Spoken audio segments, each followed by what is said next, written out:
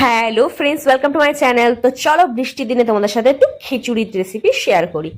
তো এখানটায় আমি চাল নিয়ে নিয়েছি, ডাল নিয়ে নিয়েছি আর প্রচুর সবজি কেটে নিয়েছি। তো এখানে আমরা আলুগুলো ভেজে নিলাম, তারপরে গাজর আর বরবটিগুলো আর তার মধ্যে বাঁধাকপি, ফুলকপি এগুলো দিয়ে আমি ভালো করে ভেজে নিলাম। নেওয়ার পরে আমি তেল গরম দিয়ে দিচ্ছি, আবার নতুন করে তার মধ্যে একটু জিরে, কালো জিরে, একটু তেজপাতা, একটু শুকনো লঙ্কা আর টমেটো দিয়ে ভালো করে আমি কষিয়ে নিলাম।